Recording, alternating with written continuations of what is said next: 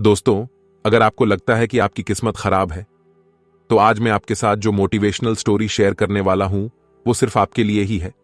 इसे अंत तक ध्यान से जरूर सुनिए। तो बिना समय गंवाए चलिए कहानी को शुरू करते हैं। एक जंगल में एक महात्मा रहते थे। उन महात्मा की खासियत यह थी कि वे किसी का भी भविष्य बता सकते थे। बड़े बड़े राजा उन्हें मानते थे और उनके बताए हुए मार्ग पर चलते थे। उस जंगल के बीचों बीच से एक नदी गुजरती थी और उन महात्मा की कुटियां उस नदी के किनारे पर थीं। नदी के दोनों तरफ दो अलग अलग शक्तिशाली राजाओं के साम्राज्य थे। वे दोनों ही राजा उस महात्मा को बहुत मानते थे। वे दोनों जब भी कोई बड़ा कार्य करते थे तो उन महात्मा से सलाह लेने के लिए अवश्य आते थे।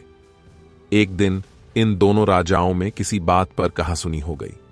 बात इतनी बढ़ गई कि नौबत युद्ध पर आ गई। युद्ध की तारीख और समय ये दोनों तय कर दिया गया। पर जैसा कि दोनों राजाओं का नियम था कि मैं जब भी कोई बड़ा कार्य करते तो वे दोनों उस महात्मा की सलाह जरूर लेते थे। इसलिए पहला राजा उन महात्मा के पास आता है और उनसे पूछता है कि महात्मा जी, मैंने पड़ोस के राजा के साथ युद्ध करने का निश्चय किया है और इसीलिए यह जानना चाहता हूं कि युद्ध का परिणाम किसके पक्ष में होगा। वे महात्मा कहते हैं कि यदि तुमने युद्ध किया तो तुम्हारी हार निश्चित है। फिर वो राजा महात्मा जी से पूछता है कि क्या जीतने का कोई भी उपाय नहीं है। वे महात्मा कहते हैं कि यदि युद्ध किया तो हार निश्चित है। फिर वह राजा कहता है कि तलवार म्यान से निकल चुकी है, अब युद्ध टलेगा तो नहीं, जो होगा देखा जाएगा। फिर वो राजा उसी समय वहां से चला जाता है और अपने सेना से जी तोड़ मेहनत करने के लिए कहता है। सभी सैनिक राजा की आज्ञा मानकर जी तोड़ मेहनत करने के लिए लग जाते हैं।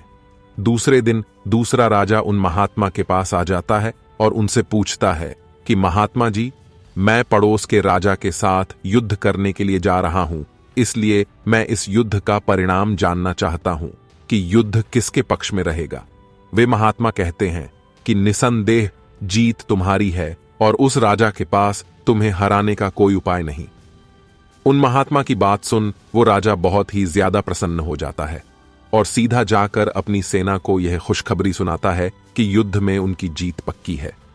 ये बात सुनकर उस राजा के सैनिक भी बहुत खुश हो जाते हैं और युद्ध की तैयारियों में लग जाते हैं। समय बीतता है और युद्ध का दिन आ जाता है। रणभेरियां बजाई जाती हैं और युद्ध शुरू हो जाता है। दोनों सेनाएं एक दूसरे के साथ भिड़ जाती हैं और मार काट मच जाती है। देखते ही देखते जिस पहले राजा की हार निश्चित थी, वे दूसरे राजा की सेना को ढेर कर देती है और पहला राजा वो युद्ध जीत जाता है जिसे उन महात्मा ने कहा था कि वो युद्ध हारेगा। युद्ध जीतने के बाद वो पहला राजा उन महात्मा के पास चला जाता है और उनसे पूछता है कि महात्मा जी, आपने तो कहा था कि मैं तो वो युद्ध हार जाऊंगा, लेकिन मैं तो युद्ध जीत गया। आपकी भविष्यवाणी गलत कैसे निकली? फिर वे महात्मा उस राजा से कहते हैं कि मैंने तो वो कहा था जो तुम्हारे भाग्य में लिखा था, लेकिन तुमने अपने कर्म से अपने भाग्य को बदल दिया। तुम्हारी जीत का कारण यह है कि तुमने अपने भाग्य से ज्यादा अपने कर्म को आवश्यक समझा और उस दूसरे राजा ने अपना सब कुछ भाग्य पर छोड़ दिया। उसने अपने कर्म से ज्यादा अपने भाग्य को आवश्यक समझा और पूरे समय निश्चिंतता से भरा रहा, जिसके कारण आज तुम विजयी हो और वो तुम्हारा बंधक है। दोस्तों, ये बात सच है कि सब कुछ हमारे हाथ में नहीं होता है, लेकिन यह भी सच है कि बहुत कुछ हमारे हाथ में होता है, लेकिन हम उसे भी भाग्य के भरोसे छोड़कर जीवन भर रोना चुनते हैं। दोस्तों, लोग जानते हैं कि स्वस्थ कैसे रहा जा सकता है, लेकिन समय ना होने का बहाना बनाकर वे अपने अंदर बीमारियां पालते रहते हैं और जब कोई गंभीर बीमारी हो जाती है तो वे लोग अपने भाग्य को दोष देना शुरू कर देते हैं। दोस्तों, अगर आज हम किसी समस्या में हैं तो वे सिर्फ हमारे पुराने गलत कर्मों के कारण हैं और कल अगर हम इस समस्या से निकलेंगे तो वे सिर्फ आज के अच्छे कर्मों के कारण ही निकलेंगे।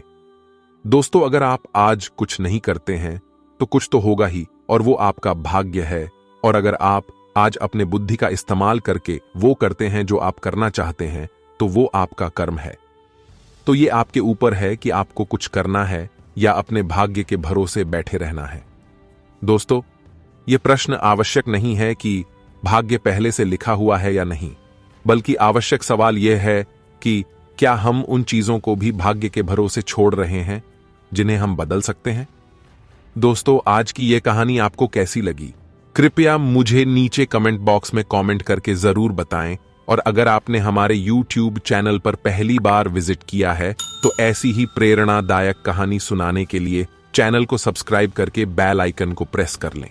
और अगर आपको ये कहानी पसंद आई हो तो अपने दोस्तों के साथ इसे अवश्य शेयर कीजिए ताकि और लोगों को भी यह कहानी सुनने को मिल सके। दोस्तों, आज की इस वीडियो में सिर्फ इतना ही। दोस्तों, हम आपसे फिर मिलेंगे ऐसी ही एक लाइफ चेंजिंग कहानी के साथ। तब तक के लिए आप जहां भी रहिए, खुश रहिए और खुशियां बांटते रहिए।